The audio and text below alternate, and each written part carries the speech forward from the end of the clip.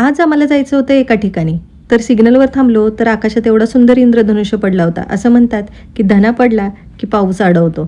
आणि आम्ही थोड्याच वेळात ज्या ठिकाणावर जायचं होतं तिथं पोचलो, बाजारात. तर तिथं एवढी गर्दी होती, तर म्हटलं आता ठीक आहे, पावसानं थोडंसं उघडीप दिली आहे, तर जेवढं लागणारं साहित्य आहे ते तरी घ्यावं. लसूण कांदे घेतले, त्याच्यानंतर जो पावसाळ्यात अवेलेबल असणारा भाजीपाला आहे तोही घेतला आणि त्याच्यानंतर जवळच असलेल्या बागेत आम्ही निघालो. आता ही बाग कोणी कोणी ओळखली ती नक्की कमेंटमध्ये सांगा. आणि इथं हे बच्चाचं असंच असतं, कुठल्याही बागेत जाऊ द्या फुल हातात देणारच. आणि ह्याला मारायच्या होत्या उड्या, तर म्हटलं चालेल चल, खेळणं राहिली बाजूला, पण हे उड्या मारायचं त्याचं काम असतं. मग ठीक आहे म्हटलं, ह्या दोघांचं इकडं चाललेलं आहे फिरायचं, तोपर्यंत म्हटलं मी एका ठिकाणी जाऊन बसते, तुम्ही या इथं परत. मग जिथं मी बसले तिथं वर बघितलं तर एवढं सुंदर झाड दिसत होतं, खूपच छान, मला तर आवडलं.